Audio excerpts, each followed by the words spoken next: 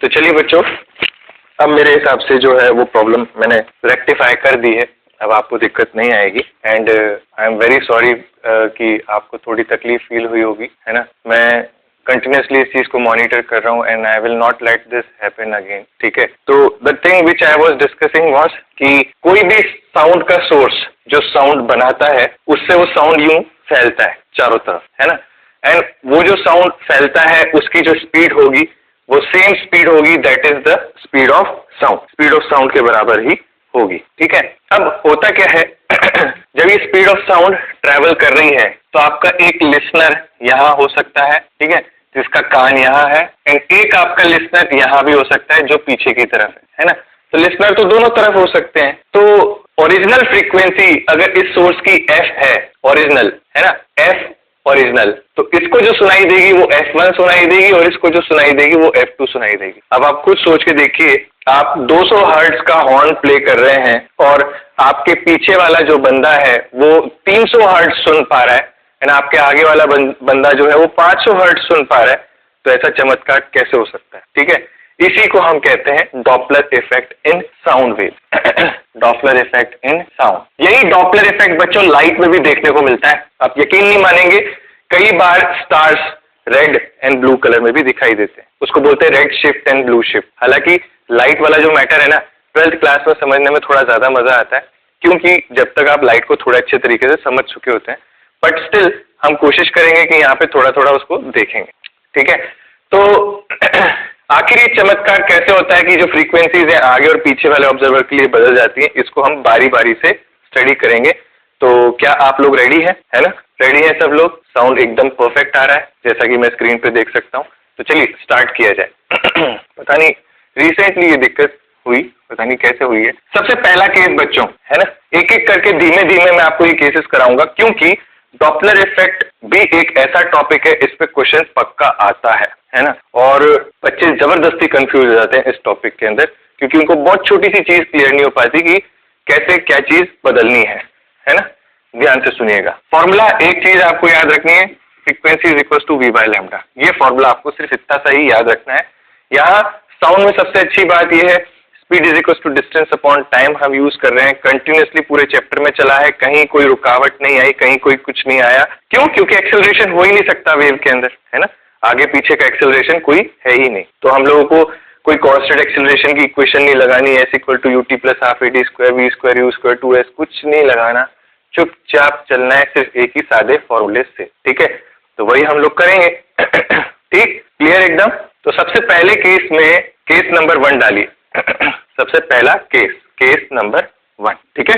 कुछ सिंबल्स हैं, मैं आपको पहले लिखा देता हूँ। S for source not sound, है ना, S for source not sound.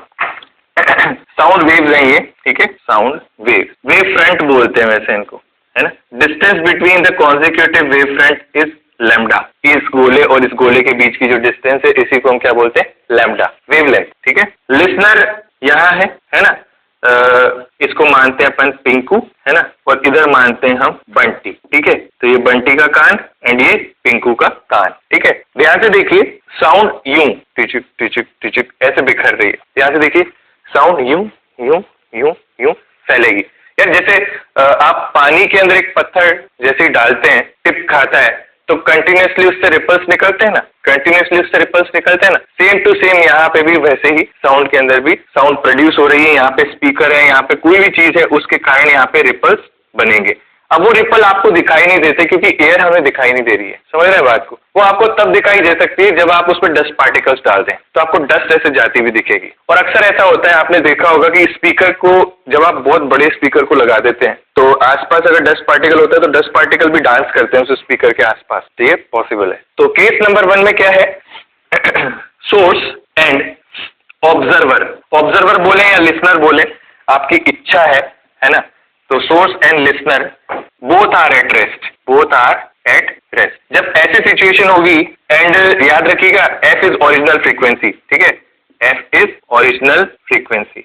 तो frequency heard bye Pinku will be F, and उसका कारण क्या है, पिंकू साउंड को कैसे जज करता है, पहले तो उस मैकेनिज्म को समझिए आप। मैं पिंकू, साउंड आ रहा है, कान में गया, है ना, कान में गया, जो फ्रीक्वेंसी मैं सुनूंगा वो किस पे डिपेंड करेगी? v और लैम्डा पे। जो वेव मेरे कान में जा रही है उसका लैम्डा कितना है, मेरे को पहले वो चाहिए। जो वेव मेरे कान में जा रही है उसकी स्पीड कितनी है, मुझे दोनों चीजें चाहिए, तो ही मैं बता सकता हूँ कि मेरे कान ने क्या फ्रीक्वेंसी सुनी। तो जब ये वेव ऐसे कंटिन्यूसली ट्रेवल कर रही है, आप ध्यान से देखिए, इसका लैम्डा डिस्टॉर्ट नहीं हो रहा। अगला भी वेव ऐसे निकलेगा तो लैम्डा लैम्डा लैम्डा, तो इसके अंदर जो एंटर हो रहा है वेव, उसका लैम्डा इंटैक्ट है, वो डिस्टॉर्ट नहीं हो रहा है ना।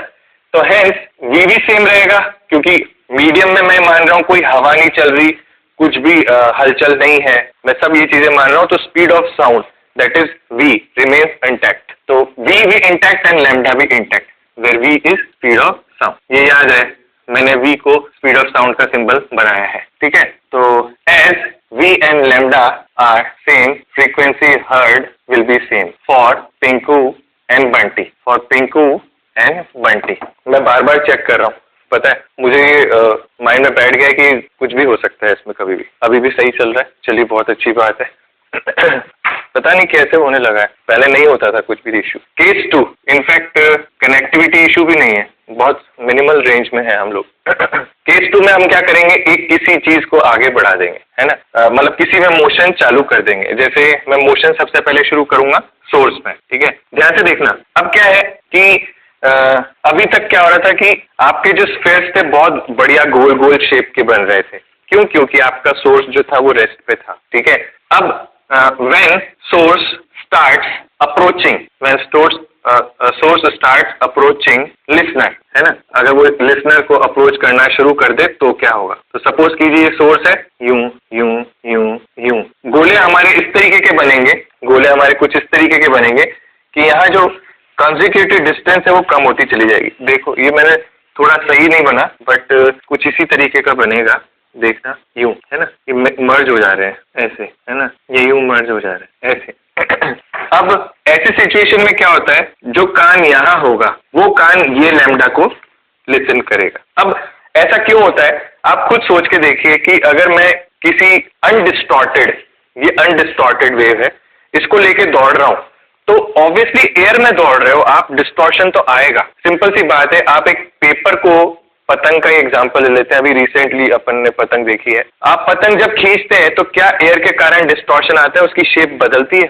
खींच मारते हैं जब अपन तो उसकी शेप बदलती है।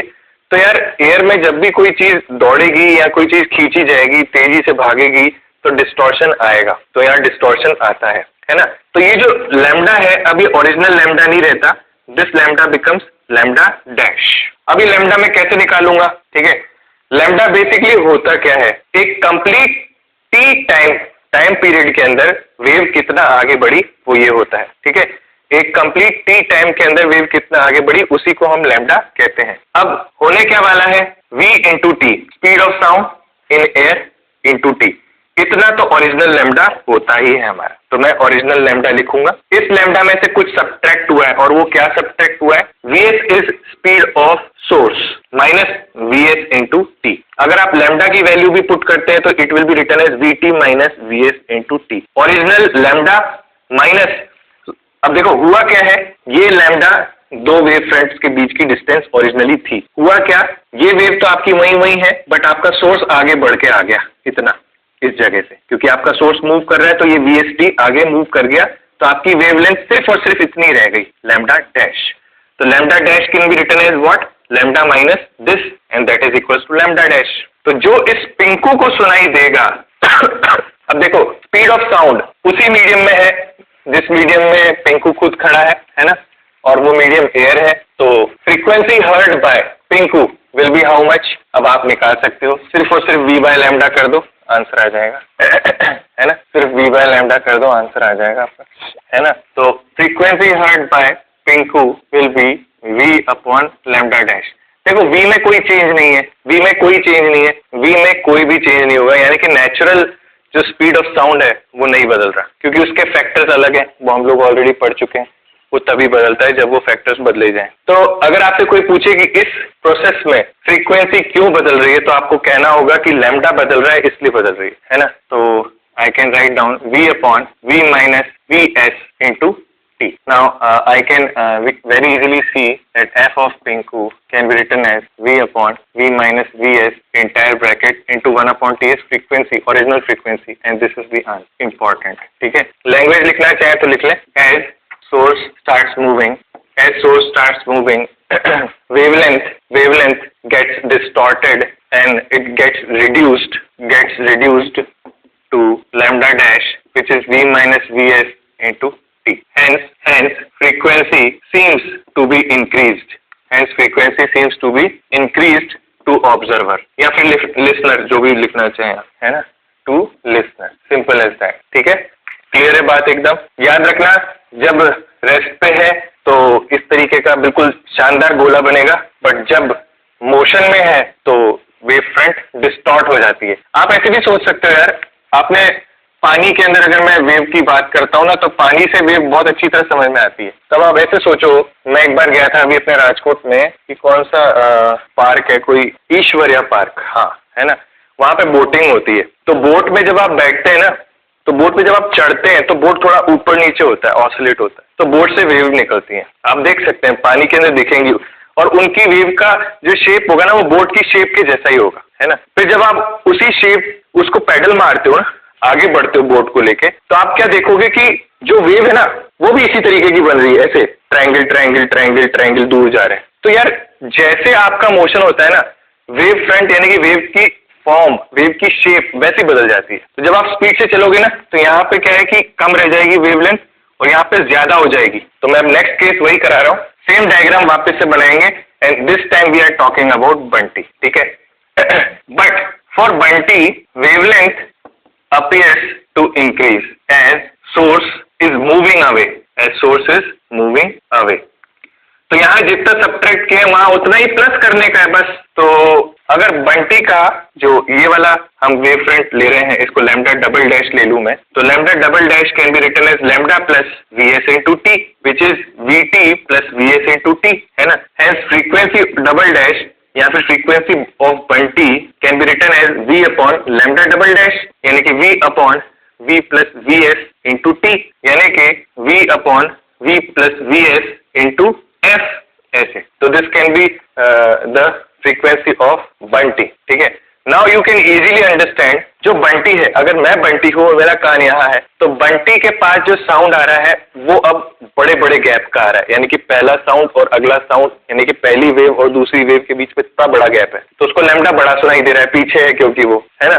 और स्पीड ऑफ साउंड तो सेम ही रहेगी, क्योंकि एयर में साउंड आ रहा है, तो 340 का 340 ही रहेगा, है ना, वो चेंज नहीं होगा.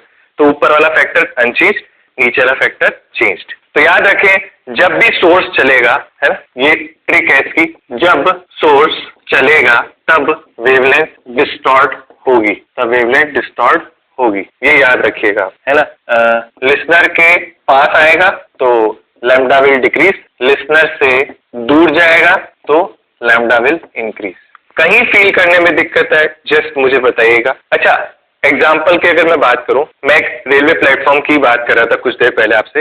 इंटरेस्टिंग इवेंट्स होते हैं रेलवे प्लेटफॉर्म पे. तो ट्रेन जब आती है, हाई स्पीड ट्रेन, हमें अनाउंसमेंट मिलती है कि पीछे रहना, है ना. और वाकई में बहुत स्पीड से आती है यार, मतलब सारा कचरा, जो भी रैपर वगैरह होते हैं लेज के, बालाजी के, वो सब के सब उड़ के बाहर निकलने लगते हैं और उछलने लगते हैं प्लेटफॉर्म की तरफ, और ये सब. तो बचपन में मुझे बताया जाता था कि अगर पास में रहोगे पीली पट्टी के, तो ट्रेन आपको खींच के अपने साथ में ले जाएगी. मैं सोचता था यार बिना टच किए कैसे ले जा सकती है. बट एक बार मैंने ऑब्जर्व किया कि एक लेज का पैकेट पड़ा था खाली, है ना. हुआ क्या कि ट्रेन आई, एकदम से स्पीड से निकली, और वो लेज का पैकेट, अब आप जानते ही हो लेज में हवा ज्यादा होती है. पहले मेमे भी बनते थे इसके ऊपर कि अगर ऑक्सीजन मास्क खत्म हो गए हैं या ऑक्सीजन सिलेंडर खत्म हो गए तो लेज का पैकेट लेके जाओ, वहीं पे ऑक्सीजन मिल जाएगा, क्योंकि उसमें एयर ज्यादा होती है, चिप्स कम होते हैं.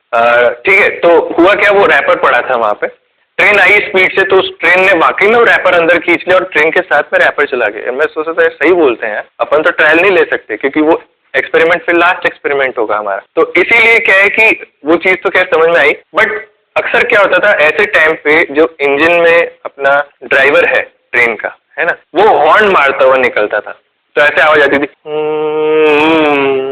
ऐसे, माने पहले एक बार आवाज धीरे धीरे धीरे धीरे धीरे बढ़ रही है, एकदम आपके सामने जब आ रही है ट्रेन तो मैक्सिमम साउंड है, फिर आपसे दूर जा रही है तो फिर साउंड घट रही है। तो साउंड बढ़ना और ये घटना ये क्या है एक्चुअली? ये फ्रीक्वेंसी है बेटा। फ्रीक्वेंसी बढ़ रही है तो साउंड ज्यादा सुनाई दे रही है आपको तेज, फ्रीक्वेंसी घट रही है तो आपको साउंड कम सुनाई दे रही है। कुछ ऐसा हो रहा है। आज भी एक्सपेरिमेंट के तौर पे हाईवे पे अगर अपन खड़े हो जाए और कोई भी कार अगर उस तरफ से आ रही हो, या आप भी अपने घर पे पापा को बोले या मम्मी को बोले कि मैं गेट पे खड़ा हूँ घर के, आप हॉर्न मारते हुए कार से आइएगा एंड मेरे सामने से निकल जाइएगा, या फिर अपने दोस्त को बोलिएगा, तो आप फील करेंगे there is some change in the frequency. या फिर एक बहुत अच्छी चीज ये भी कर सकते हैं, आपके घर में एक छोटा सा, आजकल सभी के घर में वो होता है स्पीकर JBL का, जो हम लोग चार्ज करते हैं और थोड़ी देर बजता है, 2 घंटे 3 घंटे, या फिर मोबाइल होगा। कोई छोटा भाई बहन जो है, आप यहाँ लिसनर बन के खड़े रहें और उसको बोलें कि तू आना दौड़ते हुए और उधर निकल जाना रूम के अंदर, तो फ्रीक्वेंसी को ऑब्जर्व कीजिएगा कि किस तरीके से फ्रीक्वेंसी बदल रही है। दैट इज डॉपलर इफेक्ट,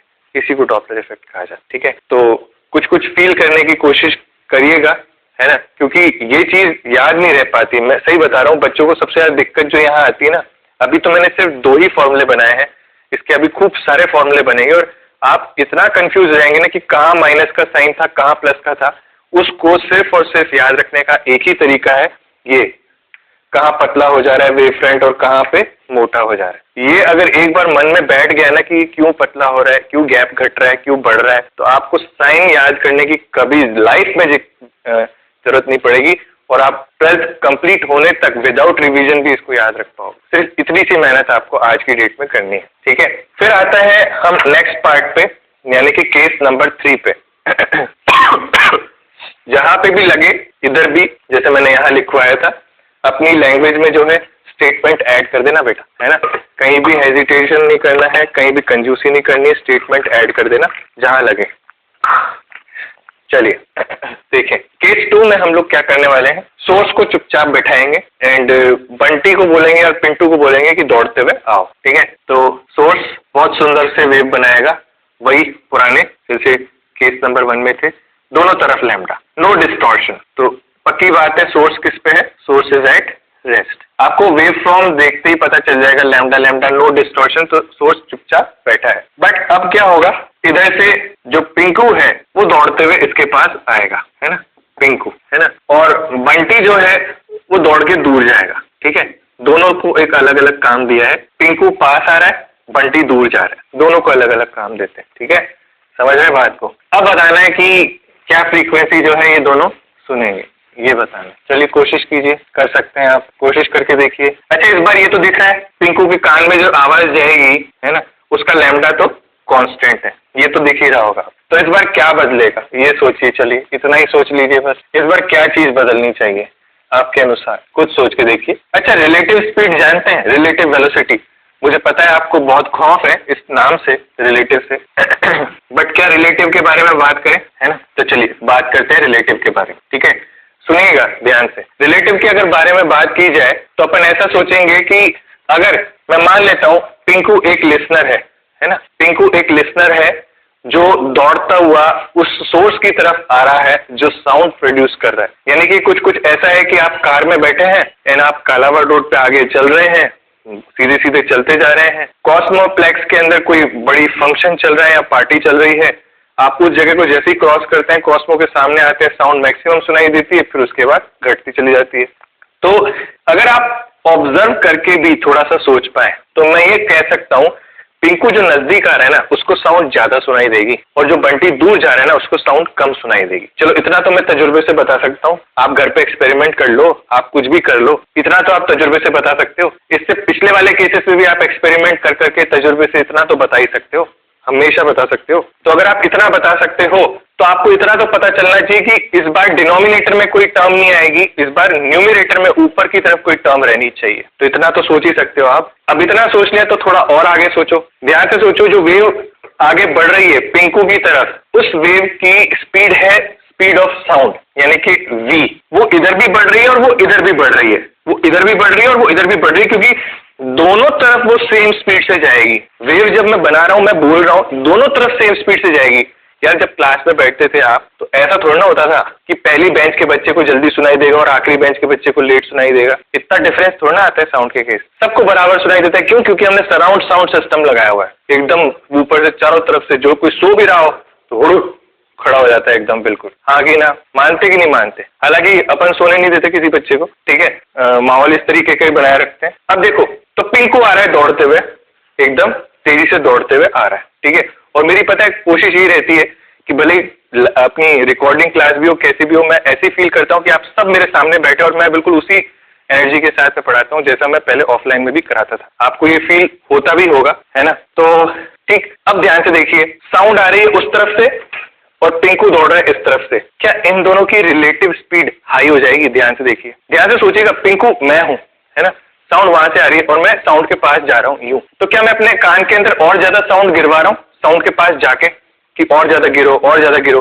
क्या वो रेट ऑफ साउंड का फॉल होना वो रिलेटिव स्पीड के ऊपर डिपेंड कर रहा है? तो यहाँ क्या होता है, frequency observed bye Pinku will be v dash upon lambda. Lambda तो वही का वही है, ध्यान से देखिए, जो वेव उसके कान में जा रही है, इसका कान जूम करके बनाया हम, ये रहा इसका कान, इसके वेव जो कान में जा रही है वो तो लैम्डा ही है, बट v डैश बदल चुका है, it will be v plus v of listener into काफी है ये upon lambda. Now lambda is equal to v into t लिखते हैं अपन, तो ये हो जाएगा v plus v l upon v into 1/t f, ठीक है। तो ये इसका फॉर्मूला हो जाएगा, and hence you can see frequency of Pinku is increased। Statement लिखें, मैं लिखा देता हूँ फटाफट, यहाँ पे बहुत जरूरी है ना। थ्योरी क्या होगी इसकी, लिखें, as we see in the figure when Pinku is approaching the source, relative speed of sound reaching Pinku's ear has increased to v plus vl, where vl is where vl is speed of Pinku towards observer, towards source, sorry, है ना, ठीक है। Hence the frequency heard by Pinku will be increased, frequency heard by Pinku will be increased। अब बंटी का आप खुद करके दिखाइए, ध्यान से सोचिए, बंटी दूर भाग रहा है, रिलेटिव स्पीड इस बार क्या होगी, सोच के बताइए। मैं आपको एक इसमें इंटरेस्टिंग फैक्ट भी बताऊंगा, साउथ की मूवी से रिलेट करेंगे, इससे मजा आ जाएगा, देखना। सोच के देखिए, अगर साउंड बंटी का पीछा कर रही है, क्या कर रही है? साउंड बंटी का पीछा कर रही है। अगर बंटी 400 मीटर पर सेकंड की स्पीड से भागने लगे तो क्या कभी साउंड कैच कर पाएगी बंटी को? कभी नहीं, है ना। तो साउथ की पिक्चरों में अक्सर ऐसे देखने को मिलता है, बुलेट से तेज भागता है हमारा हीरो, जो कि कभी पॉसिबल नहीं है, तो बट वही सेम टू सेम सीन यहाँ पे भी है, ठीक है। तो साउंड की स्पीड अगर 330 है तो ऑब्वियसली हमारा जो भी बंटी है या कार है या कोई भी है, उनकी स्पीड लगभग 120, है ना, इतनी ही रहती है, इससे ज्यादा तो होती ही नहीं है। 200 ज्यादा से ज्यादा, 400 से ज्यादा तो हो ही नहीं सकती, है ना। अगर हाइपोथेटिकल केस न बनाए तो, मन मर्जी से न करें तो 200 के आसपास रहते हैं। और एक चीज और बता दूं आपको, जो हम बात करते हैं स्पीड्स की कार में, वो होती है किलोमीटर पर आवर में, और यहाँ पे मैं मीटर पर सेकंड में बात कर रहा हूँ, तो there is a big difference, तो डोंट गेट कंफ्यूज, है ना। तो ऑब्वियसली बंटी धीरे चल रहा होगा एज कंपेयर टू साउंड, ये तो तय है। तो when we talk about frequency heard by Bunty, then it can be said frequency of Bunty will be equals to, देखो लैम्डा फिर से सेम है, लैम्डा तभी बिगड़ता है जब सोर्स भागता हो, है ना, लैम्डा तभी बिगड़ता है जब सोर्स भागता हो, तो लैम्डा एज इट इज रहेगा। बंटी के कान में अब क्या दिक्कत आ रही है, रिलेटिव स्पीड यहाँ पे होगी v माइनस वीएल, है ना। देखो इसमें कहीं किसी को कंफ्यूज नहीं होना है, मैं इसलिए कह रहा हूँ, सोच के देखिए आप, एक कार है ए 10 मीटर पर सेकंड से आगे भाग रही है और पीछे एक कार है बी, ये हमारा बंटी है, ये हमारा साउंड है। आप सिर्फ इसको ऐसे एक्सपेरिमेंट करके जो है देखिएगा, और ये 200 से चल रहा है। मुझे खुद बताइए velocity of B with respect to A आप क्या लिखेंगे? 200 माइनस 10, यार 190 ही तो लिखोगे आप। बहुत सिंपल वाला रिलेटिव मैं मांग रहा हूँ आपसे, उससे ज्यादा तो मांग ही नहीं रहा, ये बहुत बेसिक है रिलेटिव का। तो अगर आप फ्रीक्वेंसी ऑफ बंटी देखोगे तो it will be v minus V L upon lambda. अब लैम्डा जो था वो तो वही है, क्या, v into capital T, this is it. तो frequency of Bunty can be said as v minus V L upon v into F, ये हमारा आंसर है। तो मैं लिख देता हूँ ट्रिक, जब लिसनर पास आएगा तो रिलेटिव स्पीड ऐड होगा, है ना, जब लिसनर दूर जाएगा तो रिलेटिव स्पीड सब्ट्रैक्ट होगा। होगा तो रिलेटिव स्पीड सब्ट्रैक्ट होगा। इतना ये चीज आपको ध्यान रखनी है भाई, है ना। तो ये मैंने अब आपको मेन केसेस करा दिए हैं, हम लोग केस 3 तक पहुंच गए हैं। अब केस 4 जो होता है वो होता है मिक्स। केस 4 क्या होता है? मिक्स। अब मिक्स में अनगिनत केस बना सकता हूं मैं। कैसे? सोच के देखिए, सोर्स है, लिसनर है, सोर्स भी इधर चल रहा है ना, VS की स्पीड से, और लिसनर इधर चल रहा है VL की स्पीड से। साउंड तो V की स्पीड से चलता ही है। ये केस 4 में ये 4 पार्ट बनते हैं, A, B, C and D। मैं लिख देता हूं, आप कोशिश कीजिएगा इनको करने की, है ना, और मैं इनको नेक्स्ट क्लास में ही डिस्कस भी कर लूंगा आप लोगों के साथ में। हालांकि ये और ये वाला पार्ट एक हो जाएगा जब दोनों एक ही डायरेक्शन में चल रहे हैं, तो मैं ये नहीं करा था, है ना, ये वाला कर लेते हैं। सोर्स और लिसनर दोनों दूर जा रहे हैं, सोर्स और लिसनर पास आ रहे हैं, सोर्स और लिसनर एक ही डायरेक्शन में जा रहे हैं, तो चाहे वो इधर जाए चाहे इधर जाए एक ही तो बात है। इसलिए मैं ये 3 ही पार्ट्स इसके बनाता हूँ। अब आपको क्या करना है इस सिचुएशन में वही करना है, लिसनर की फ्रीक्वेंसी लिखनी है, क्योंकि सुनने वाला तो सिर्फ लिसनर ही है ना, सुनने वाला तो सिर्फ और सिर्फ लिसनर ही है। ठीक है, इस चीज का आपको ध्यान रखना है। अब आ जाते हैं, कुछ सवाल करते हैं। ठीक है, रेडी है आप लोग? आज के वीडियो के बाद डॉपलर सीख ही जाएंगे हम, है ना। सवाल भी कुछ कर लेते हैं जिससे कि पूरा टॉपिक ही फिनिश हो जाए। सपोज कीजिए देयर इज अ कार, है ना, there is a car which has a horn, है ना, and the frequency of horn is 500 hertz. ये ओरिजिनल फ्रीक्वेंसी है इसकी, है ना, frequency of horn is 500 hertz, original frequency है। ठीक है, सही है ना, बिल्कुल आवाज तो बराबर ही आ रही है, बरोबर। ठीक, अब स्पीड ऑफ साउंड आपको ले लेनी है 340। मैं V लूंगा इसके सिंबल को साउंड के, या फिर मैं पूरा लिखता हूँ, है ना, ऐसे। एक्चुअली क्या होता है ना, कई बुक्स में ना कंफ्यूजन बहुत हो जाता है बच्चों, और उसका कारण ये है कि कई बुक्स में VS साउंड को लेते हैं और मैंने VS स्पीड ऑफ सोर्स को माना है ना, VS is speed of source. तो प्लीज यहां मत कंफ्यूज होना यार, है ना। ठीक है, ये चीज है। तो speed of sound 340 metre per second है, एंड आपका जो बंटी है वो यहीं आगे है, and Bunty is at rest. ठीक है, if car moves towards Bunty with 40 metre per second, find frequency heard by Bunty. Find frequency heard by Bunty. पहले पता है, जब मैं आप लोगों की एज पे था तो मुझे भी इसके प्लस माइनस साइंस में बड़ी दिक्कत आया करती थी। फिर मैंने सोचा कि यार इसको कैसे रिजॉल्व किया जाए, हर बार ही अटकते हैं, कब सवाल आता है तो समझ ही नहीं आता, क्योंकि आंसर सारे दिए हुए होते हैं ऑप्शन में, प्लस वाला भी माइनस वाला भी, तो उनको पता है कि आप ये गलती करोगे, तो बी केयरफुल है ना, बहुत ज्यादा सावधान रहना पड़ता है, और कोई चॉइस ही नहीं है हमारे पास। ठीक है, तो ध्यान से देखें, तो हम लिख सकते हैं यहाँ पे frequency of Bunty is equal to, मुझे ये तो पता है ओरिजिनल फ्रीक्वेंसी लिखनी है और एक डिवीजन का मार्क भी आना है। मुझे ये भी पता है कि नीचे भी एक फ्रीक्वेंसी वेलोसिटी लिखनी है और ऊपर भी स्पीड ऑफ साउंड लिखनी है ना। तो मैं क्या करता हूँ, हमेशा अपने फॉर्मूले में ऊपर और नीचे स्पीड ऑफ साउंड सबसे पहले लिख देता हूँ, क्योंकि प्लस माइनस ही तो करना है इसके बाद। अब बंटी रेस्ट पे है तो ऊपर कोई भी छेड़छाड़ नहीं होगी। हमारा सोर्स इस बार मूव कर रहा है और वो इस डायरेक्शन में मूव कर रहा है 40 मीटर पर सेकेंड, तो लैम्डा छोटा हो गया होगा। लैम्डा छोटा होना मतलब सब्ट्रैक्शन होना 40, ये हो गया काम खत्म। मैं ऐसे सोचता हूँ हमेशा, तो ये हो गया 500 अपॉन वो 500 इंटू 340 अपॉन 340 माइनस 40 यानी 300, खत्म। 0 से 0 ये 0, ये हो गया।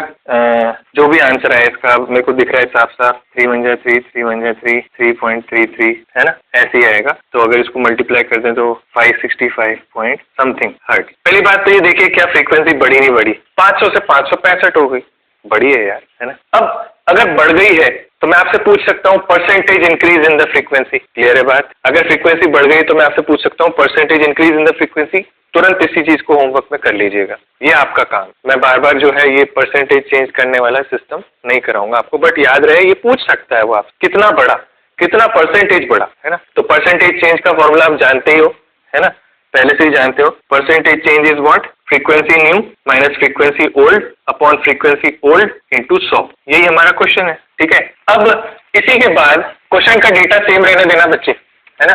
जल्दी जल्दी सवाल करते हैं, एक दो सवाल निपटाते हैं, एंड फिर उसके बाद जो है अगली क्लास के अंदर we will be discussing about cone tube and we will finish the chapter, and next class में प्रोबेबली हम लोग नया चैप्टर बिगिन कर ही देंगे, है ना। Question number 2, in previous question if this is car and सब कुछ डेटा सेम है, 200 हर्ट्ज नहीं 500 हर्ट्ज, है ना, and this time car is moving away with 40 metre per second, है ना, और बंटी यहाँ है, तो क्या होगी फ्रीक्वेंसी बताइए? If car is moving in opposite direction, है ना। फटाफट से स्क्रीन पॉज करो, सोचो, जल्दी सोचो।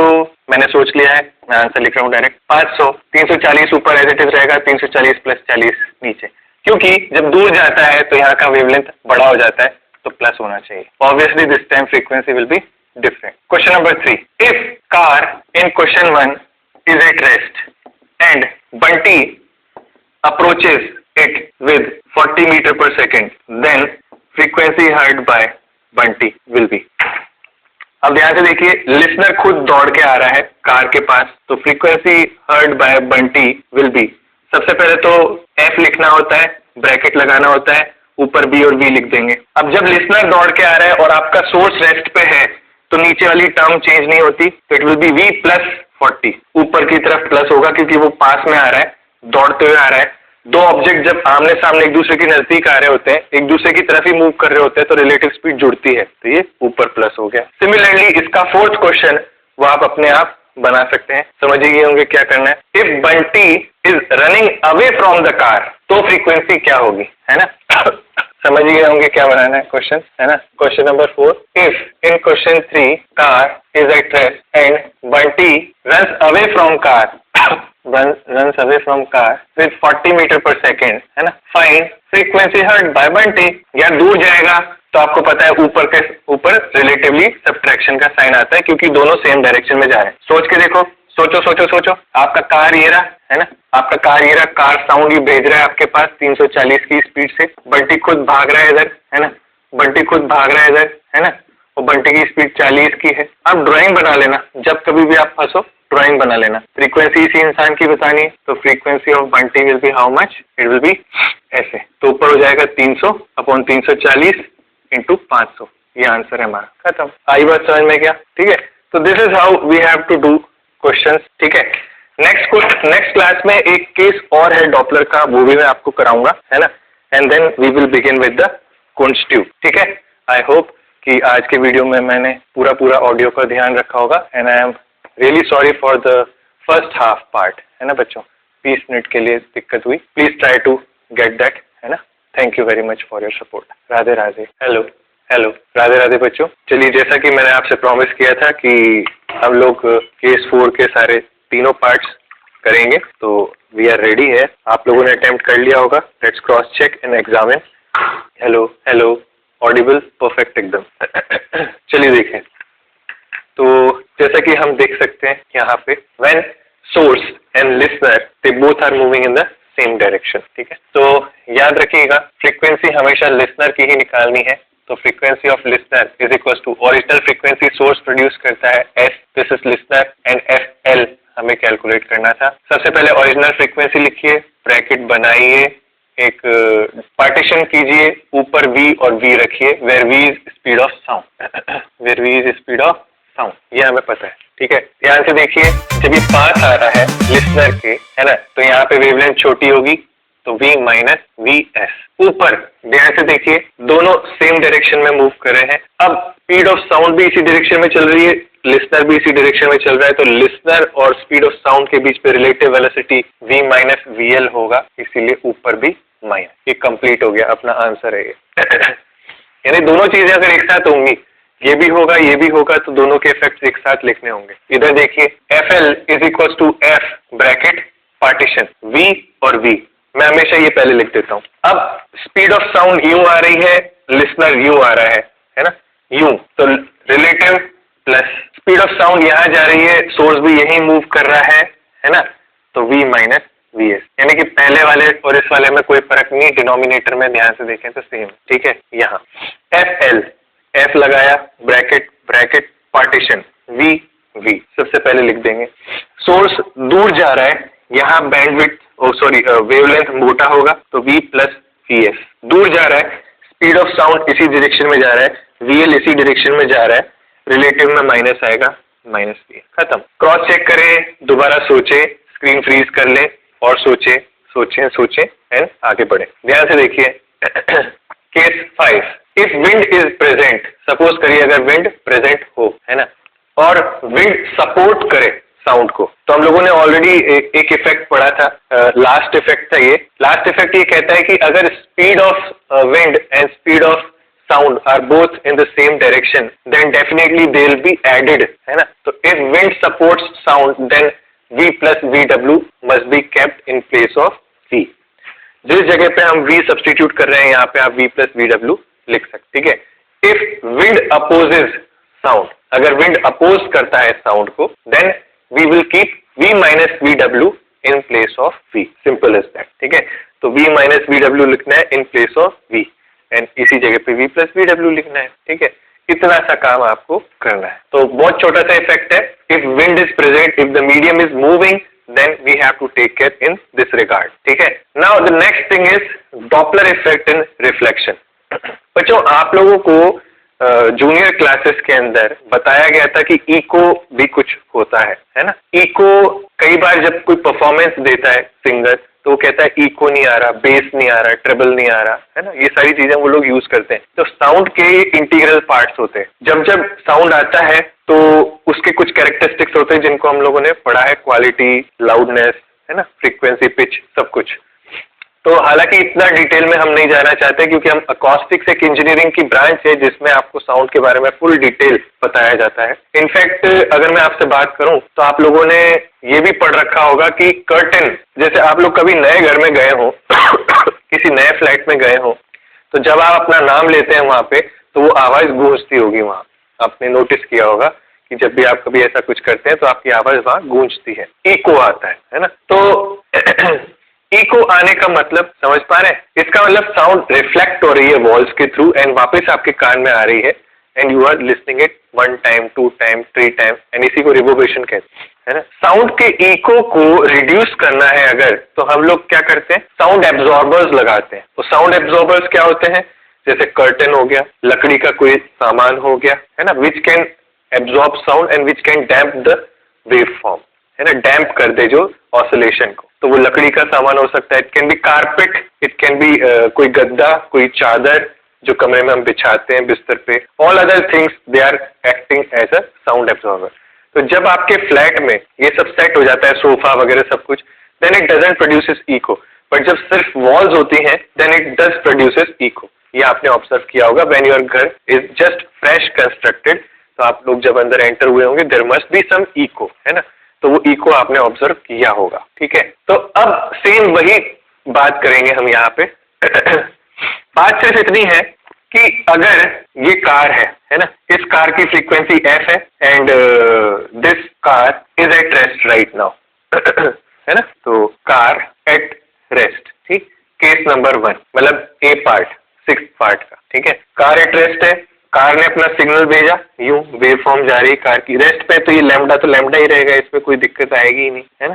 ये लैम्डा लैम्डा ही रहेगा, गया गया गया गया, सिग्नल गया, टकराएगा यहाँ, रिफ्लेक्ट होके रिटर्न होगा वापस एंड अंदर बैठा हुआ जो ड्राइवर है ये इसको सुनेगा, माने लिसनर भी इसी के अंदर है। तो कार एट रेस्ट, इसका मतलब मैं कह सकता हूँ कि सोर्स एंड लिसनर वो भी इसी के अंदर है, they both are at rest, listener are at rest, हाँ कि ना। तो अब आपको ऐसे सवालों को जिसमें दीवार आ जाए किस तरीके से सॉल्व करना है ये मैं आपको सिखाने वाला हूँ, थोड़ा ध्यान देना। टेक्निक बहुत सिंपल है, टेक्निक बहुत सिंपल है, मगर डॉपलर का फॉर्मूला 2 बार लगेगा, इसलिए कई बार बच्चे से कॉम्प्लिकेट कर देते हैं जबकि सिंपल है। क्या करेंगे आप? स्टेप 1, मकड़ा वॉल पे बिठा है, ठीक है। यहाँ पे एक मकड़ा बिठा देते हैं अपन जो जाला बना के यहाँ पे चिपका हुआ है, मकड़ा, ठीक है। किसे बिठा दिया अपन ने? मकड़े को। स्पाइडर, फ्रीक्वेंसी हर्ड बाय मकड़ा will be equals to what? Original frequency v bracket lock. मकड़ा अपना रेस्ट पे है पक्का, तो ऊपर कुछ भी नहीं जुड़ेगा, कुछ भी नहीं कटेगा, 0। सोर्स अपना रेस्ट पे है, कुछ भी नहीं जुड़ेगा, कुछ भी नहीं कटेगा, 0। तो आंसर इज एफ ओनली, ठीक, हाँ कि ना। मकड़ा या बॉल, जो सुनेगा वही फेंकेगा, जो सुनेगा वही फेंकेगा। तो जो सुना वही फेंक दिया वापस रिटर्न में, ठीक है।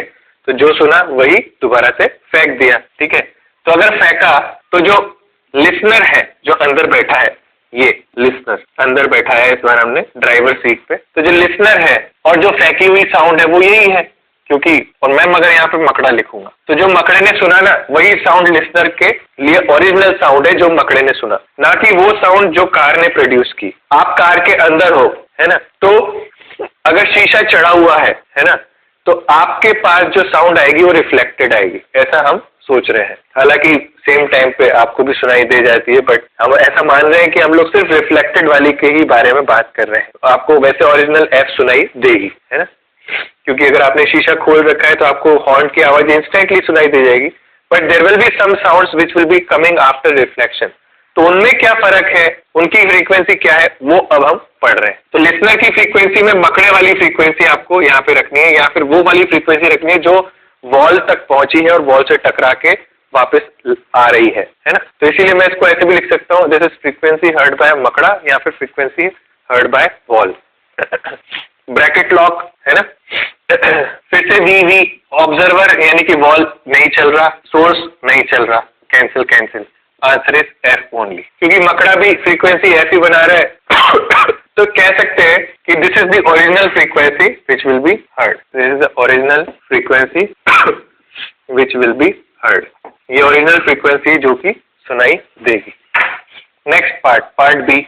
अब जो है कार को हम इस तरफ मूव करवा देते हैं और ड्राइवर जो है वो भी अंदर है, ठीक है। तो दिस इज इट। एंड दीवार तो ये है ही सही, वॉल तो एट रेस्ट ही रहेगी भाई, दीवार नहीं हिलेगी, है ना। कार इन मोशन, ठीक है। चलिए शुरू करें जाए फटाफट। मकड़ा बिठाइए दीवार पे एंड मुझे बताइए मकड़े की फ्रीक्वेंसी क्या होगी, जल्दी बताइए फटाफट। मुझसे पहले आप लिख लें, यही एक टीचर का सपना होता है भाई, मेरे बच्चे मेरे से पहले लिख लें फ्रीक्वेंसी फटाफट, मैं करूं उससे पहले आपका आंसर आ जाना चाहिए, ठीक है। तो अगर वॉल पे मकड़ा बिठा दो तो उसे एफ मकड़ा कितना होगा, original frequency bracket lock v. चलिए आगे बढ़ते हैं। मकड़ा इस दीवार पे बैठा है, यहाँ मकड़ा रेस्ट पे है क्या, यस मकड़ा रेस्ट पे है, तो यहाँ +0, तो यहाँ +0 आवाज आ रही है ना, हाँ यस परफेक्ट आवाज, ठीक है। तो 0 है ना। फिर नीचे सोर्स चल रहा है क्या, चल रहा है, सोर्स एंड साउंड दोनों सेम डायरेक्शन में चल रहा है क्या, हाँ, तो माइनस।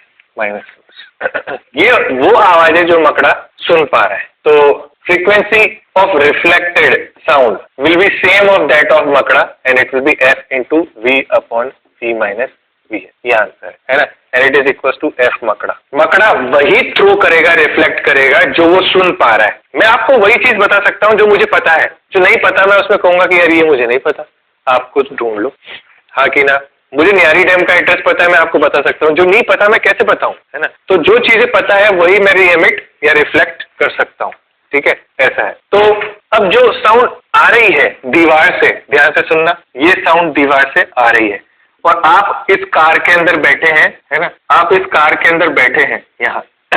अब आप खुद एक लिसनर है और इस लिसनर की स्पीड वीएस है जो आगे की तरफ बढ़ रहा है, ये साउंड यहाँ आ रही है v की स्पीड से, है ना। This is the sound which is approaching listener with v speed. तो frequency of listener is equal to frequency of मकड़ा, मैं फिर से वही लिख रहा हूँ, ध्यान से देखना, ब्रैकेट पार्टीशन v। ऑब्जर्वर ये है, ऑब्जर्वर मूव कर रहा है क्या, हाँ कर रहा है, ध्यान से देखना, ऑब्जर्वर जिधर मूव कर रहा है या फिर लिसनर जिधर मूव कर रहा है, क्या साउंड उसके अपोजिट में आ रही है, ऐसे आ रही है, तो relatively they will be added. ये लिसनर की साउंड को भी सोर्स मानना पड़ेगा क्योंकि वो सोर्स के अंदर ही बैठा हुआ है, ठीक है। अब सोर्स रिटर्न साउंड के लिए, रिफ्लेक्टेड साउंड के लिए सोर्स ये वॉल है भाई, wall is source. Reflected sound के लिए वॉल इज सोर्स, है ना। एंड दिस इज लिसनर, है ना। थोड़ी सी चीजें बदल गई हैं इसलिए कंफ्यूजन बनता है यहाँ पे। तो यहाँ नीचे क्योंकि सोर्स नहीं चल रहा है, वॉल एट रेस्ट है and this is at rest, तो हेंस आई कैन से यहाँ 0 आएगा। तो frequency L is equal to frequency of मकड़ा लिखे F into V upon V minus VS, bracket V plus VS upon V, खत्म, cancel, answer final will be V plus VS upon V minus VS into F। आया नहीं आया, है ना, ध्यान से देखिए, आया नहीं आया, you will get to see, very simple, है ना। ये है सिस्टम, ध्यान से देख लीजिए, कहीं कोई दिक्कत यहाँ तक मुझे बताइए, है ना। आया इस तरीके से रिफ्लेक्टेड होता है। अब आपको जो होमवर्क करना है, यहाँ पे मैंने जो कार को है दीवार की तरफ दौड़ाया है, आपके लिए होमवर्क ये है कि आप इस कार को दीवार से दूर लेके जाएं, ठीक है।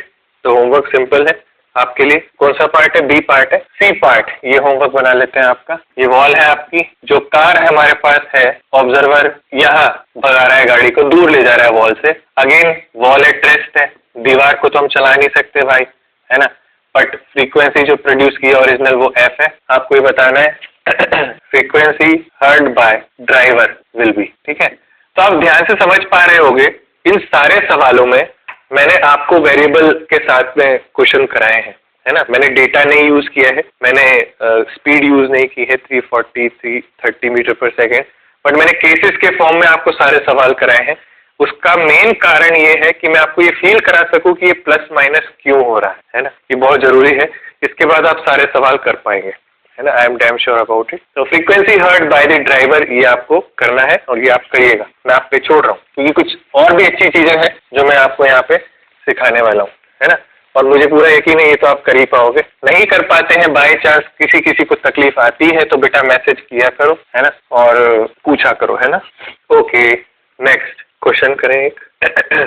कई बार अगर अपन चाहें इसे तो ये जो भी केस था आप इसके बाद एक केस और बना सकते हैं, है ना। जो भी केस था यहाँ अपना एक लिसनर है और जो आपका सोर्स है वो कंटिन्यूसली सर्कल में घूम रहा है और यूनिफॉर्म वेलोसिटी से घूम रहा है, यूनिफॉर्म स्पीड से घूम रहा है, मतलब यूं location A B C D, है ना। A source is moving in circular path with constant speed as shown.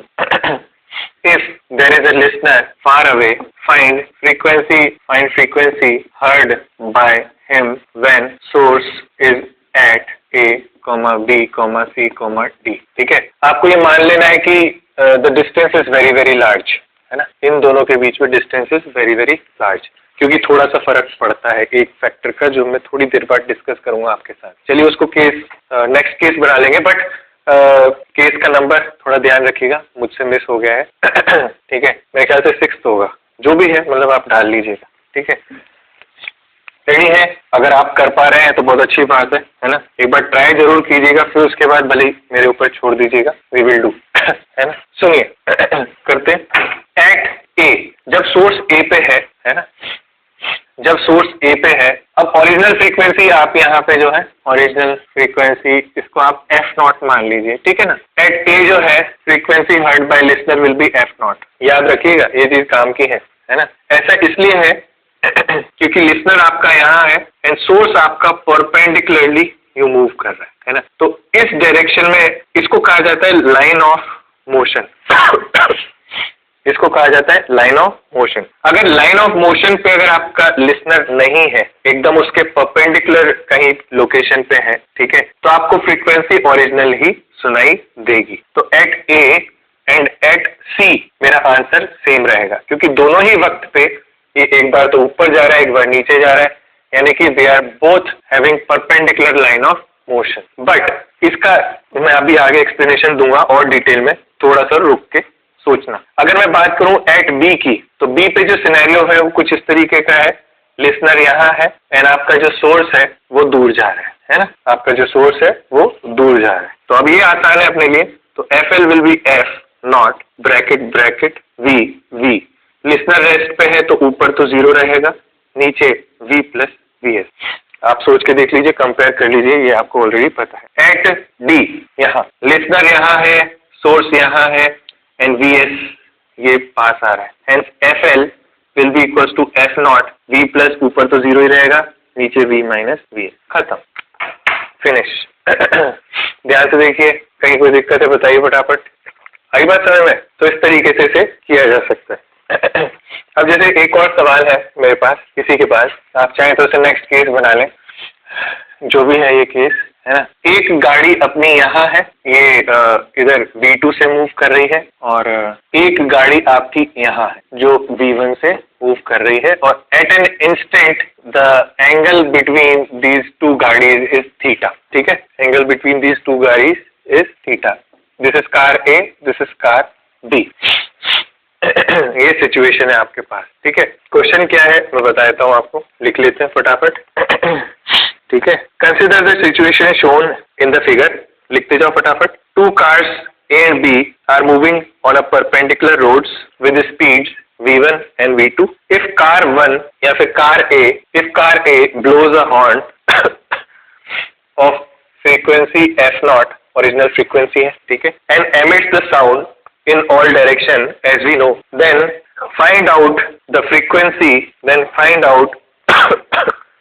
the frequency heard by the driver of car 2 या कार B, है ना। करिए बच्चा, फटाफट सोचिए। चलिए मैं दिखाऊं। ऐसे सवालों में लाइन ऑफ मोशन की मदद लेनी पड़ेगी आपको। देखिए, हम फ्रीक्वेंसी हमेशा किसी भी इंस्टेंट के लिए ही बता सकते हैं इन केसेस में, है ना। हम इन केसेस में ऐसे जितने भी केसेस आते हैं, फ्रीक्वेंसी किसी भी इंस्टेंट के लिए ही हम लोग सिर्फ और सिर्फ बता सकते हैं, है ना। तो सपोज कीजिए this is theta, this is 90, obviously this will be 90 minus theta, and ये आपका लाइन ऑफ मोशन है बेटा, है ना, लाइन ऑफ मोशन। आपके जितने भी कंपोनेंट्स हैं वो लाइन ऑफ मोशन के अलोंग ही होने चाहिए वेलोसिटीज के। तो अभी ये V2 का कंपोनेंट नहीं है लाइन ऑफ मोशन के अलोंग, तो लाना पड़ेगा। तो it will be what, this will be what, V2 cos 90 minus theta यानी V2 sin थीटा। ध्यान से देखिए, इसका देखिए फटाफट, ये क्या है, this is what, V1 cos theta. ध्यान से देखिए, देखा। अब इस हिसाब से मुझे समझ में आ गया ये लिसनर है और ये सोर्स है, ठीक है। अब आपको क्वेश्चन समझ में आ गया होगा, ठीक है। अब frequency of the listener is equal to original frequency bracket V, इधर तो कोई चेंज नहीं है। ऊपर हमेशा लिसनर की स्पीड लिखी जाती है। लिसनर सोर्स को अप्रोच कर रहा है बट विद सर्टेन कंपोनेंट, तो प्लस होगा V2 sin थीटा। अप्रोच कर रहा है, अप्रोच पास जा रहा है बट किसी सर्टेन कंपोनेंट से, not with V2 but with V2 sin theta. हाँ कि ना, ठीक है, साउंड प्रॉपर है ना, यस, गुड। फिर इसी तरीके से अगर मैं नीचे सोर्स के बारे में हमेशा लिखता हूं, तो साउंड इस तरफ है, सोर्स भी इसी तरफ मूव कर रहा है, it will be V minus V1 cos theta, that is it, finish. ये हमारा। अब आप सोच के देखिए, after some time this B is going to come here, है ना। ऐसी सिचुएशन में आपका जो थीटा है वो पक्की बात है चेंज हो जाएगा। ध्यान से देखिए, है ना, जैसे ही अपन यहाँ पहुंचेंगे, है ना, इस जगह पे आप पहुंचेंगे, आपका थीटा 0 हो जाएगा, है ना। या फिर आप ध्यान से देखिए, ये इसका लाइन ऑफ मोशन है, इसके साथ में यहाँ पे एंगल 0 हो जाएगा, एंड अगर आप इसकी लाइन ऑफ मोशन को देखेंगे तो इसके साथ में इसका एंगल यहाँ पे 90 हो जाएगा, ठीक है। तो इस हिसाब से आपकी फ्रीक्वेंसी वही रह जाएगी जो ओरिजिनल है। ध्यान से देखिए, है ना। कई बुक्स में ऐसा लिखा रहता है, इसको 90 माइनस थीटा ना लिख के they are writing always theta 1 and theta 2। तो वो लोग क्या करते हैं, यहाँ पे V1 cos थीटा 1 लिखते हैं, यहाँ पे V2 cos थीटा 2 लिखते हैं, ऐसे, है ना। उससे क्या होता है, यहाँ पे भी cos थीटा 2 की टर्म आती है एंड यहाँ पे cos थीटा 1 की टर्म आती है। फिर वो ये समझाते हैं कि जैसे ही पार्टिकल ऊपर चला जाएगा, है ना, यहाँ पे पहुंच जाएगा, आपके theta 1 and theta 2 are going to change and hence the frequency heard will be somewhat different, ठीक है। तो this is how we are able to do such questions. तो आप भी कर सकते हो। हालांकि ये एक ऐसा सवाल है जो कभी भी ना के बराबर है, इसका 0.001% चांस भी नहीं है आने का, बट ऐसी कोई चीज छूटी ना रह जाए जो आप न जानते हो, इसीलिए मैंने ये कराया। तो अगर मैं बहुत ज्यादा पास में रखता ना इस D को लिसनर से, तो आपको भी जो है ये कंपोनेंट्स यहाँ पे लेने पड़ते, इसीलिए मैंने इसको बहुत ज्यादा दूर रखा, जिससे कि क्या है कि आप अच्छी तरह सुन सकें बीइंग अ लिसनर, ठीक है। तो जब पास होगी कोई भी चीजें तो थीटा लेने पड़ेंगे, जब दूर होंगी तो साउंड आराम से पहुंच जाती है पूरी, तो आपको थीटा लेने की जरूरत नहीं पड़ती। क्या बात क्लियर है? अगर क्लियर है तो चलिए नेक्स्ट सेगमेंट की तरफ आगे बढ़ते हैं, यानी कि सोनोमीटर एंड कुंट्ज ट्यूब को कवर करके एंड देन आगे बढ़ते हैं। बच्चे एक चीज और बता दूं, आज ही की डेट में डॉपलर के जितने ज्यादा सवाल आप कर सकते हैं, करने की कोशिश कीजिएगा, सो दैट कि आप मुझे ये बता सकें कि आप कितना ज्यादा उसमें अच्छे तरीके से सवालों को सॉल्व कर पा रहे हैं। तो मुझे बहुत खुशी होगी कि अगर आपको कम से कम दिक्कत आएगी तो ये सुन के, है ना। अगर दिक्कत आती भी है तो भी मुझे बताएं, तो मैं उसके दूसरे रास्ते निकालूंगा, I will work on it, है ना। चलिए, राधे राधे। हेलो, चलिए बच्चों आगे बढ़ते हैं and let's talk about last segment of our chapter, that is sonometer device, है ना। सोनोमीटर डिवाइस है, इस डिवाइस के अंदर कुछ खास नहीं है, ये वही पुराना सेटअप है, ये फाइंड आउट करने के लिए कि स्पीड ऑफ साउंड या फिर आपकी speed of the vibration, the wave in string के साथ में कैसे जो है फ्रीक्वेंसी प्रोड्यूस की जाती है उसके बारे में, है ना। ध्यान से देखिए, आप ही के मॉड्यूल के अंदर there is a diagram, page क्या है मैं बता देता हूँ आपको. Yes, there is a page number 189. ये सेम पेज है and on the page there is a diagram which is given to you. मैंने डायग्राम पे ज्यादा टाइम डिवोट नहीं किया बिकॉज अननेसेसरीली फालतू आप जो है उसमें एंगेज ना हो. जल्दी से कंसेप्ट के ऊपर आते हैं, वही हम यहाँ पे मेन उद्देश्य अपना रखेंगे, है ना. फ्रीक्वेंसी का शुरुआत से ही जो फॉर्मूला है आपके पास बच्चों वो है v अपॉन लैम्डा, कोई नई बात नहीं है. And if I am talking about speed in string then obviously it will be t by mu.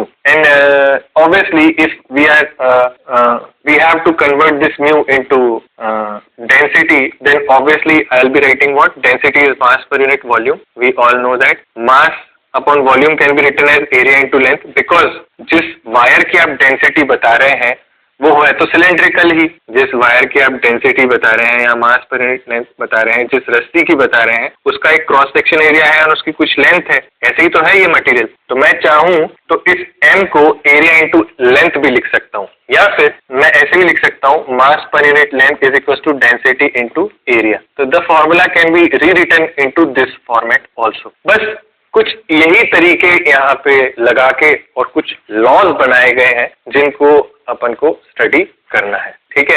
अच्छा, सेटअप के अंदर आपको एक फिक्स सपोर्ट यहाँ दिखेगा. ठीक है, this is a fixed support जो आपको यहाँ दिख रहा होगा. यहाँ पे वेरिएबल मासेस रखे जाते हैं. ये भी एक्सपेरिमेंट अगर आपको स्कूल जाने को मिला और वहाँ पे लैब्स में कराया गया तो करवाया जाता है. यहाँ पे छोटे छोटे मासेस होते हैं, वो हुक के अंदर हैंग किए जाते हैं. दीज आर ब्रिजेस, है ना. ये जो है these are bridges, bridge 1 and bridge 2, है ना. ब्रिजेस का काम होता है कि यहाँ पे नोड डेवलप करना. ये यहाँ पे हुक इस पॉइंट को, इस पार्टिकल को नहीं हिलने देते तो यहाँ पे नोड डेवलप करते हैं. ये पार्टिकल तो पर्टिकुलरली नोड ही रहेगा क्योंकि फिक्स्ड एंड है. ये पार्टिकल भी नोड ही रहेगा, ये फिक्स्ड एंड है. तो ये नोड रहते हैं आपके, फिक्स्ड नोड हो गए ये आपके, है ना. इस तरीके का सेटअप आपका सेट हो जाता है यहाँ पे, है ना.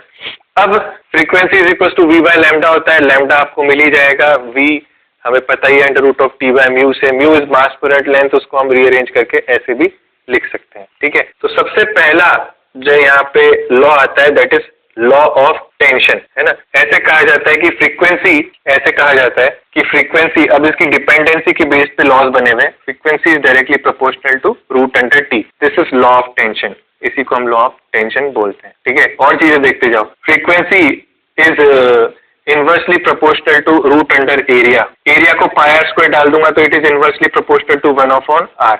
लॉ ऑफ रेडियस, है ना. ऐसे बहुत सारे लॉ. वैसे मैं सिर्फ डिपेंडेंसी दिखा देता हूँ आपको. It is quite simple as that. ठीक है. तो इसी तरीके से जो है this is factor 1, this is factor 2. Third factor which can be seen here is law of length. अगर ये लेंथ ऊपर चला जाएगा तो I can say frequency is directly proportional to root under l. ध्यान से देखिए, ध्यान से देखिए, कहीं कोई दिक्कत. Law of length. ठीक है. अच्छा, एक चीज और जो यहाँ पे बहुत ज्यादा जरूरी है ना. एक चीज और, अब फ्रीक्वेंसी इनवर्सली प्रोपोर्शनल होनी चाहिए कि डायरेक्टली प्रोपोर्शनल होनी चाहिए, इसके ऊपर थोड़ा सा डिस्कशन हमें करना होगा. ठीक है. और वो कैसे समझ पाएंगे हम, उसको समझने के लिए हमें अभी लैम्डा की वैल्यू डालनी होगी. क्योंकि अगर अपन लैम्डा नहीं डालते और डायरेक्ट एल को रूट में ले लेते हैं ऊपर तो एक बहुत बड़ी ब्लंडर मिस्टेक हो सकती है. उसको एक बार टेक केयर करना पड़ेगा. तो इस चीज को अभी क्रॉस मार दें और ऐसे लिखें कि अगर अपन इसे डायरेक्ट लिखते हैं तो यानी कि हमने लैम्डा को भी कंसिडर नहीं किया है. अगर मैं इन दोनों ब्रिजेस को हटा दूं, है ना, अगर मैं इन दोनों ब्रिजेस को हटा दूं तो मेरा पहला नोड अगर यहाँ है तो दूसरा यहाँ है, तो ऐसी सिचुएशन में जो फंडामेंटल बनेगा बेटा वो यूं बनेगा जो पहले भी हम देख चुके हैं. तो क्या मैं लिख सकता हूँ ऐसी सिचुएशन में lambda by 2 is equal to l and hence lambda is equal to 2l. अब मान लीजिए दो ब्रिज मैंने लगा दिए, एक लूप, दो लूप, तीन लूप बन गए तो 3 लैम्डा बाई 2 बन गया, है ना. इसी तरीके से होगा, यानी कि ऊपर n कुछ भी आ सकता है बट नीचे तो लैम्डा की वैल्यू 2l ही रहेगी, है ना. कहने का मतलब है यहाँ n कुछ भी आ सकता है बट इक्वल टू l ही रहेगा. तो मैं इसको लैम्डा को 2l अपॉन n लिख सकता हूँ, where n is number of loop obviously, है ना. तो अगर आपको ये चीज समझ में आ गई है तो I can reconfigure this again. The expression here can be rewritten as n upon 2l root under t upon m into l. ध्यान से देखिए, दिख रहा है सभी को, है ना. अब ये रूट एल और ये एल अगर कैंसिल होता है तो आपको ध्यान से देखिएगा यहाँ पे जो प्रोपोर्शनलिटी है फ्रीक्वेंसी की, it is inversely proportional to l. ध्यान से देखिए, आपको दिखेगा, ठीक है। तो this is how they are always calculated. And in fact अगर मैं इसको इस फॉर्मेट में लेके चला जाऊं n/2l root under t upon a into rho, है ना, तो आप देखेंगे frequency is inversely proportional to only length, ठीक है। ये ज्यादा बेटर क्यों है? क्योंकि area of cross section permanently constant, rho constant, T constant, तो एल पे डिपेंडेंसी इस तरीके की हो सकती है। बट अगर वो कांस्टेंट ना दे तो देयर इज अनदर फॉर्मेट, वो आपको क्वेश्चन को रीड करके ही पता चलेगा कि इसने क्या क्या चीजें कांस्टेंट दे रखी हैं और क्या क्या नहीं, and depending on that only you can conclude that frequency is inversely proportional to length. This is your law of length, this is your law of radius. 3 laws cover हो गए हैं, law of area and law of density बहुत आराम से देख सकते हैं। 4th ऊपर लिख रहा हूं, लॉ ऑफ एरिया में frequency is inversely proportional to area, law of area हो गया, and law of density frequency is inversely proportional to density, this is law of density. तो this is what we do in sonometer experiment, ठीक है। अब बात की जाए कि आखिर इस एक्सपेरिमेंट को करके हम क्या करना चाहते हैं, है ना। एक्सपेरिमेंट में होता क्या है, मैं थोड़ा सा आपको ब्रीफ कर देता हूँ। हालांकि अगर आप ध्यान से देखें क्वेश्चन प्रोपोर्शनल पे ही आएंगे हमारे को यहाँ पे ज्यादातर, है ना। रेशियोज लेना होगा, f1/f2 is equal to t1/t2 का अंडर रूट, कुछ ऐसे ही करना होगा। क्या होता है, एक ट्यूनिंग फॉर्क लेके आते हैं, है ना, एक ट्यूनिंग फॉर्क लेके आते हैं, ठीक है, और यहाँ पे एक राइडर रखते हैं। राइडर माने एक छोटा सा बहुत लाइट वेट कॉटन जैसा बहुत हल्का सा कुछ रखते हैं, है ना। उससे क्या होता है कि जब ट्यूनिंग फॉर्क लेके आते हैं और इसके पास वायर के पास लाके रखते हैं तो ये वाइब्रेट होता है, तो राइडर हिलता है और राइडर गिर जाता है, तो हमें पता चलता है कि यहाँ वाइब्रेशंस हुए हैं।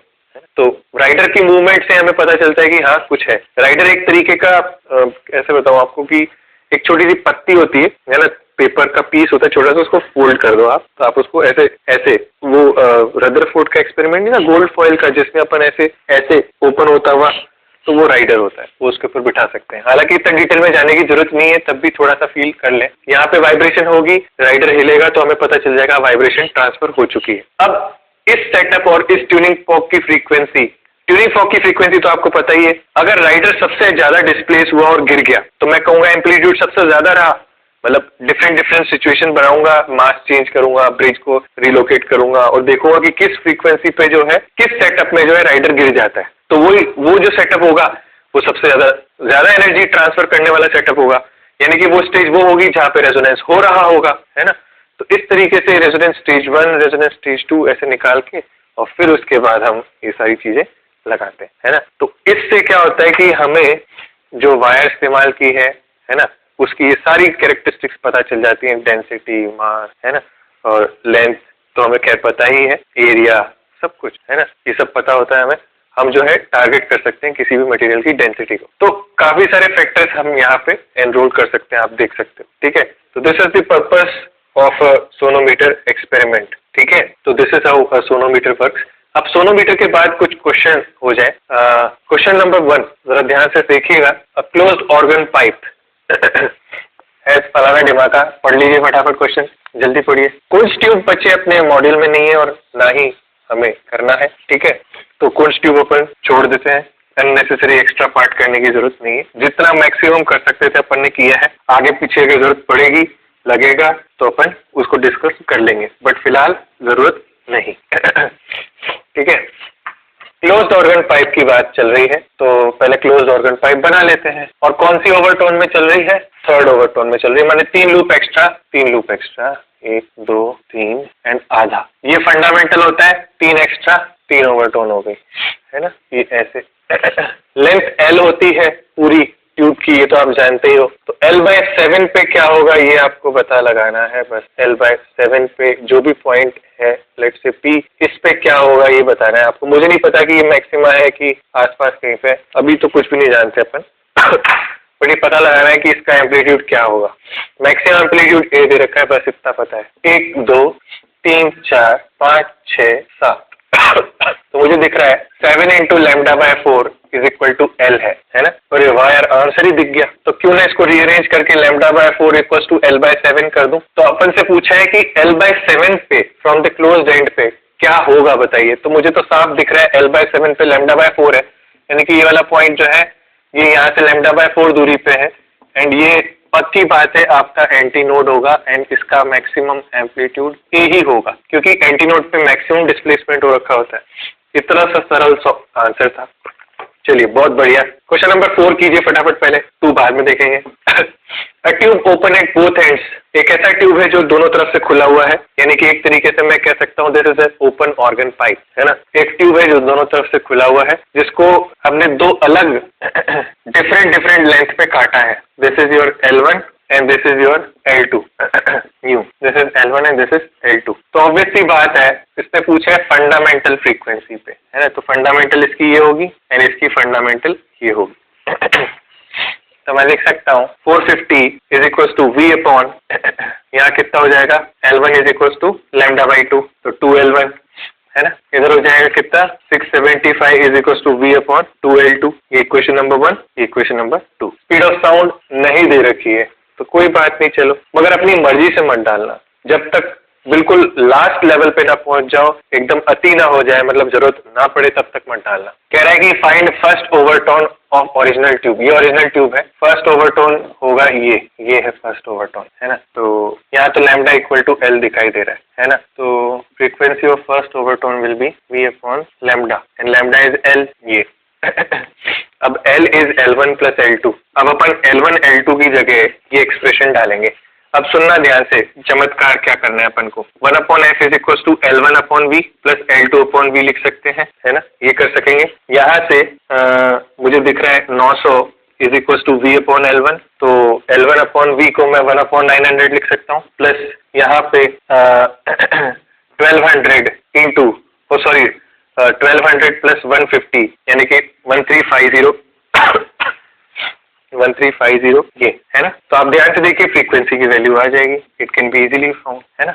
तो देखो जरूरत नहीं पड़ी ना V को सब्स्टिट्यूट करने की। तो यही सारी चीजें अपन को ध्यान रखनी है। ये छोटी छोटी चीजें होती है जो अपन को क्वेश्चन को करवा सकती हैं। अब आप देखो कितनी खूबसूरत तरीके से जो है पाइप के थ्रू क्वेश्चन बनाया गया है और मिक्स किया गया है किस तरीके से। तो आसान होता है बहुत, बट आपको एक बार डील करना आना चाहिए। तो प्रैक्टिस चाहिए थोड़ी सी, क्वेश्चन की वैरायटीज देखेंगे, मॉड्यूल के अंदर सॉल्व एग्जांपल्स को करेंगे, तो आप धीरे धीरे आगे बढ़ जाएंगे। फिर अब कीजिए क्वेश्चन नंबर 3। पहला फटाफट क्वेश्चन नंबर 3 कीजिए। शाबाश। क्वेश्चन नंबर 3 में एक सवाल और मुझे ध्यान आ रहा है, मैं वो भी देख लेता हूँ। जब तक आप 3 के बाद 2 करना स्टार्ट कीजिएगा, मैं एक सवाल और देखता हूँ। ओके, यस, मिल गया मुझे। चलिए करें, ध्यान से देखें, क्योंकि फंडामेंटल फ्रीक्वेंसी की बात कर रहा है, लैम्डा सेम होगा, सेम ट्यूब है, frequency directly proportional to velocity. Air के अंदर अगर स्पीड की बात कर रहा है, गामा P बाय रो हमारा फॉर्मूला है। एक बार नाइट्रोजन से फिल कर रहा है और एक बार जो है फिर हाइड्रोजन से रिप्लेस कर रहा है। फिर अपन से पूछ रहा है कि find fundamental frequency if nitrogen is replaced by hydrogen.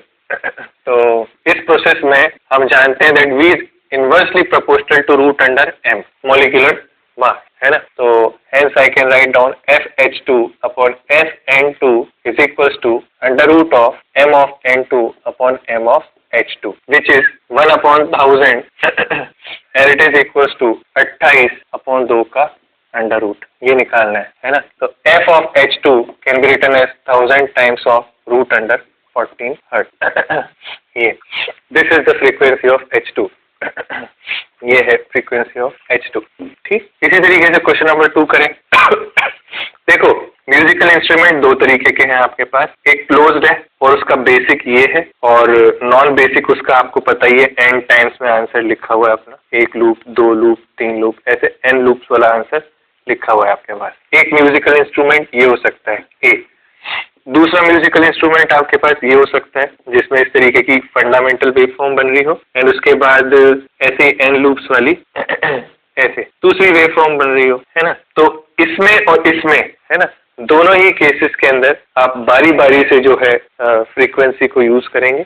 याद रखिएगा मिनिमम फ्रीक्वेंसी में 20 हर्ट्ज ले सकता हूँ एंड मैक्सिमम फ्रीक्वेंसी में 20 किलो हर्ट्ज ले सकता हूँ। इसी रेंज के अंदर मुझे लेंथ निकालनी है, तो एक बार इसके लिए और एक बार इसके लिए। इसके लिए एल मिनिमम एल मैक्सिमम निकालिएगा पहले, फिर इसके लिए L minimum and L maximum निकालिए। ठीक है, एक एक करके दोनों को करिएगा। Then only will get to know कि what will be the length. ठीक है, दिस इज योर होमवर्क। इसके बाद नेक्स्ट सवाल लिखें जो मैं आपको कह रहा था मैं कराने वाला हूँ। टू स्ट्रिंग्स, क्वेश्चन नंबर 5 है ना। Two strings x and y of a sitar produce beats of 4 produce 4 beats, या बीट फ्रीक्वेंसी उनकी 4 हर्ट्ज है। व्हेन टेंशन ऑफ ये एक्स है और ये वाई है ना। व्हेन स्ट्रिंग्स है, ट्यूनिंग फॉर्क नहीं है, याद रखना मैंने तो ट्यूनिंग फॉर्क बना दिया है, अगर आपको लगता है तो यहाँ स्ट्रिंग लिख देता हूँ, string x and string y है ना। फिर दे रखा है, क्वेश्चन लिख लीजिए चलिए अब ढंग से।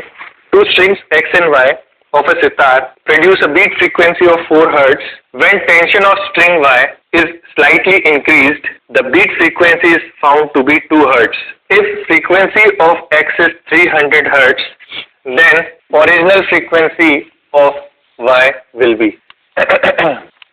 मैंने आपको कहा था ना, आगे जाके बीट को हम लोग रस्सी के अंदर, ऑर्गन पाइप के अंदर, हर जगह पे देखेंगे। तो ये वही उसी तरीके का एक सवाल है, सिर्फ एक पैटर्न आपको दिखाना है कि किस तरीके से इसको भी हम निपटा सकते हैं, है ना। मुझे ट्यूनिंग फॉर्क पर्सनली बहुत पसंद है, तो मैं वापस से इधर एक्स और इधर वाई कर रहा हूँ। बस एक चीज का ध्यान रखना, उसने यहाँ पे बोला है कि हमने वाई के अंदर टेंशन को इंक्रीज किया है भाई, है ना। ध्यान से सोचो, अगर आप टेंशन को इंक्रीज करोगे तो फ्रीक्वेंसी बढ़ेगी बेटा, बस इस चीज को याद रखना, है ना। तो चलिए शुरू किया जाए। 300 हर्ट्ज इसकी ओरिजिनल फ्रीक्वेंसी थी। पहले अगर 4 बीट फ्रीक्वेंसी थी तो इसके 2 चॉइस हो गए हमारे पास, कितना, एक तो 296, 300 - 4 एंड 304। ये 2 पॉसिबिलिटीज आ गई किसकी, स्ट्रिंग वाई की। स्ट्रिंग वाई की 2 पॉसिबिलिटीज आ गई। अब जब आप टेंशन बढ़ा रहे हो, उसने खुद कह रखा है कि आप टेंशन को इंक्रीज कर रहे हैं, ठीक है, तो पक्की बात है फ्रीक्वेंसी इंक्रीज होनी चाहिए, है ना। फिर उसने ये कह रखा है कि new beat frequency is actually 2 hertz. ठीक है, तो चलिए मैं क्या करता हूँ, फ्रीक्वेंसी बढ़ा देता हूँ। फ्रीक्वेंसी बढ़ाऊंगा तो 296 क्या, 297, 298, 299, 300 यही होगा। इधर 305, 306, 307 एंड सो ऑन, ये बढ़ रही है ना। फ्रीक्वेंसी बढ़ा रहा हूँ, जैसा क्वेश्चन कह रहा है वही कर रहा हूँ। फ्रीक्वेंसी बढ़ाना चाहता है, बढ़ा रहा हूँ। नई बीट फ्रीक्वेंसी 300 का इसके साथ डिफरेंस देखिए 3 हर्ट्ज, 300 का 298 के साथ डिफरेंस देखिए 2 हर्ट्ज। ओके, ये आंसर हो सकता है, यानी कि 296 आंसर हो सकता है। इसके बाद बीट आ रही है 1 हर्ट्ज की, इसके बाद बीट आ रही है 0 हर्ट्ज की, इसके बाद 301 होगा, इसके बाद 302 होगा, 302 पे फिर से 2 हर्ट्ज की बीट आ रही है। 2 बार इसी सेम कैटेगरी में आंसर आ रहा है, तो आंसर इस कैटेगरी को माना जाएगा, यानी कि आंसर 296 होगा F2 का। बट एक बार क्रॉस चेक इसके साथ भी करेंगे। यहाँ पे बीट फ्रीक्वेंसी कितनी आ रही है, 5 हर्ट्ज, यहाँ पे 6 हर्ट्ज, यहाँ तो कोई चांस ही नहीं है कि 2 हर्ट्ज नई बीट फ्रीक्वेंसी मिले, तो आंसर विल बी 296 हर्ट्ज, एकदम सही जवाब। ठीक है, एक सवाल और कराऊंगा। एक बच्चे ने रिक्वेस्ट किया था ऐसा सवाल करने के लिए, और मैंने बिल्कुल, मेरे को ध्यान था कि ये सवाल कराना ही है लास्ट में। सवाल कुछ इस तरीके का है कि शायद आप लोगों ने भी एनकाउंटर किया हो इस तरीके के सवाल को। लाउडनेस का इंटेंसिटी के साथ में एक रिलेशन है, उसके ऊपर ये सवाल दिया गया है ना। तो क्वेश्चन कुछ इस तरीके का है, बस ज्यादा टाइम नहीं लूंगा, मुझे पता है आप लोगों के 3 लेक्चर हो गए हैं, है ना, थोड़ा थक जाते होंगे सभी लोग। क्वेश्चन नंबर 6 देखते देखते।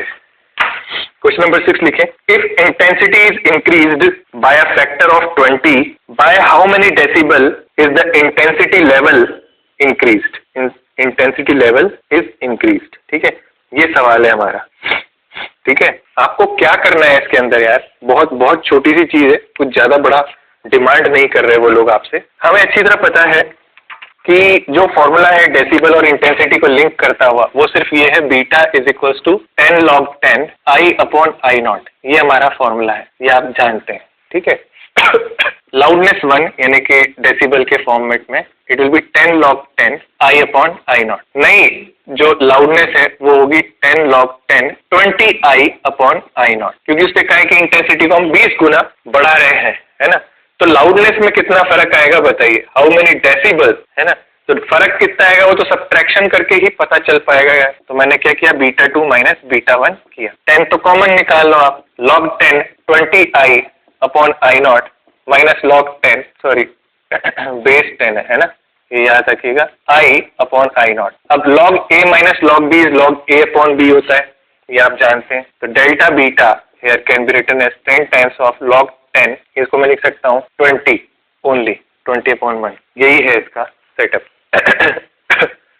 ध्यान से देखें, log a minus log b can be written as log a upon b, है ना, डिवीजन हो जाता है सब्ट्रैक्शन के अंदर, ठीक है। अब log 20 को सॉल्व करना है ना, तो कैसे सॉल्व करेंगे, 2 into 10 लिख सकता हूँ इसे। तो 2 into 10 अगर लिख सकता हूँ तो मैं इसको लिखूंगा log 10 plus log 10 2, product tool लगा दिया। log 10 2 की वैल्यू 0.3 होती है बच्चों, और इसकी वैल्यू 1 होती है। 1 प्लस 0.3 इज 1.3 एंड इंटू 10, यानी कि आंसर इज 13 डेसिबल आंसर।